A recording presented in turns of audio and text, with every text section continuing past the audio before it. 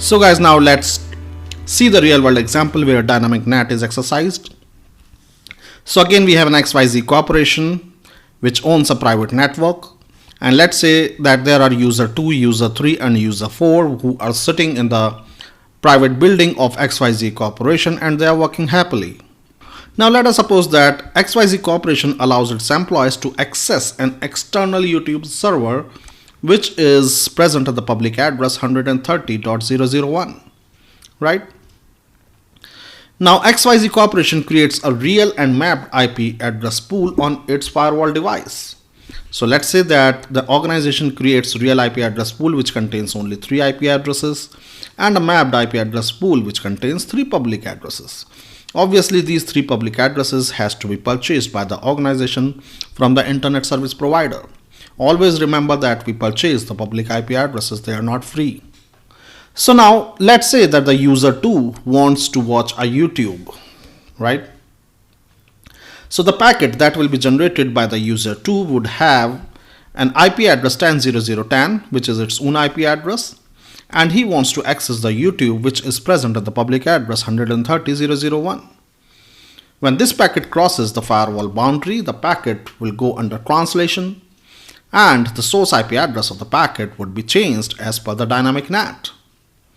So dynamic NAT has changed the source IP address of the packet from 10.0.0.10 to 100.0.0.10, right? The firewall could have picked up any available IP address present in the map IP address pool for this translation. Now let's say that the YouTube server replies back to the user. So the IP packet that would be generated by the YouTube server, which is a reply, would have its source and destination address swapped, right? So this would be the reply packet. And when this reply packet is routed by the internet and reaches the outside interface of this firewall device, this packet would undergo untranslation, right? We already know that the packet from outside to inside would undergo untranslation, and therefore the final packet that would be after untranslation would have the source address equal to 130.0.0.1. That is, the packet is coming from the YouTube server and it is destined to the user 2. The internal infrastructure of XYZ corporation would take care to route this packet to the user 2. So this is the whole cycle that how dynamic NAT works, and you can see that dynamic NAT works exactly the same way as static NAT works. The only difference is that firewall device now has a liberty to pick up any mapped IP address available in the map IP address pool in order to perform translation. So now let's say that all the 3 user 2, user 3 and user 2 are accessing the youtube.com. So it means that for all these 3 private IP addresses, all these 3 public IP addresses would be consumed. Alright. So it means that your map IP address pool is now empty and there are no mapped IP address pool available. So now if there is user 1, an extra user who now wishes to access youtube.com, the packet that would be generated by the user 1 cannot undergo translation because the network address translation device, that is the firewall, would not be able to find any available mapped IP address from the map IP address pool. And therefore, until or unless any of these existing users terminate its connection with the youtube.com and free the mapped IP address which they have been using and return that IP address back to the map IP address pool, the user 1 cannot access youtube.com.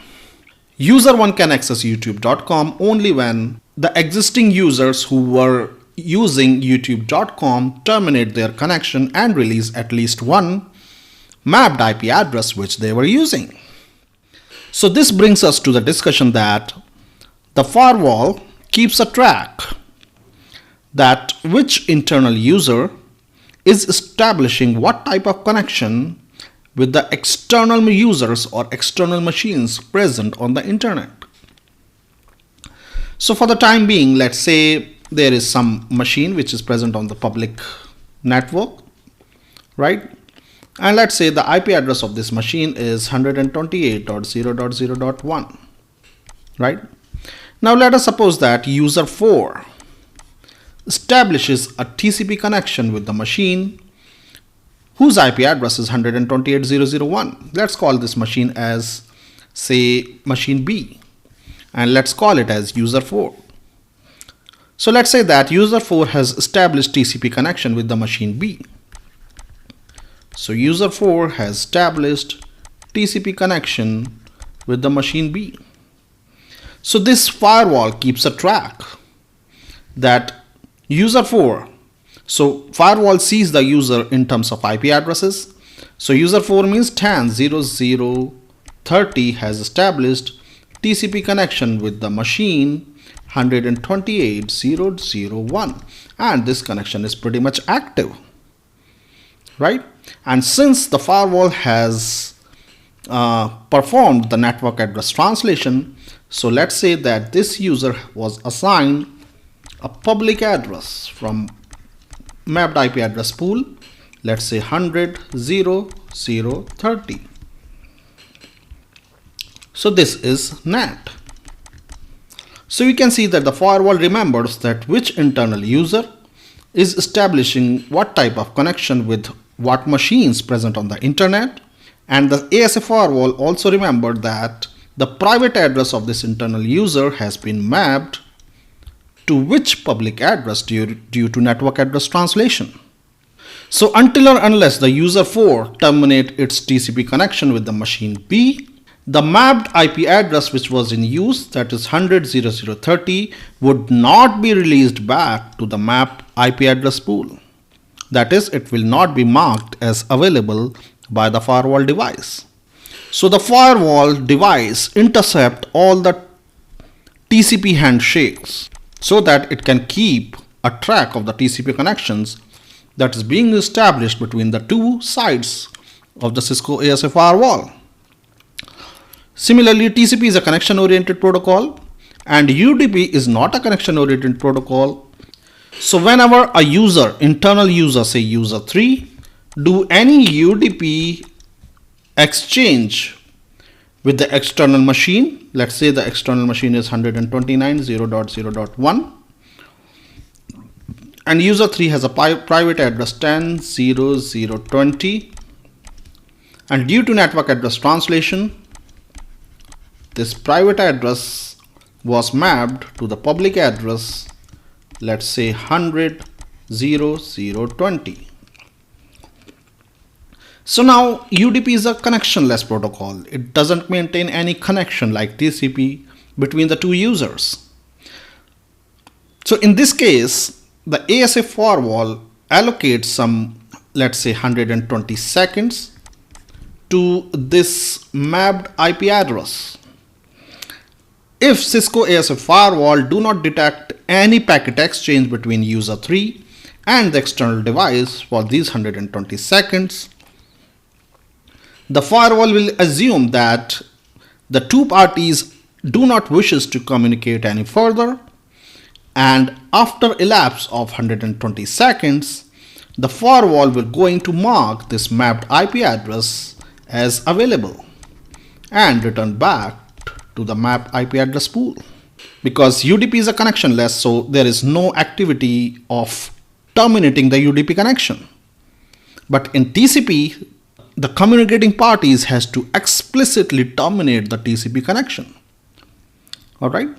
So Cisco ASA firewall release the mapped IP address back to the mapped IP address pool in case of TCP when the TCP connection is terminated, and in case of UDP after 120 seconds when there is no exchange of traffic between the two parties for 120 seconds, then the Cisco ASA firewall assume that the parties are not interested in communicating any further, and the mapped IP address is returned back to the mapped IP address pool and is marked as available.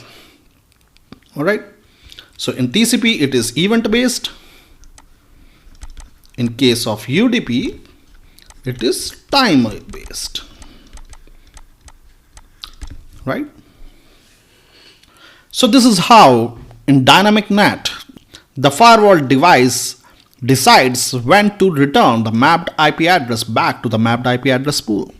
And note that the network address translation is expensive. The reason is simple, that the organization has to purchase multiple public IP addresses from its internet service provider in order to implement NAT. So because of this reason, this scheme is expensive.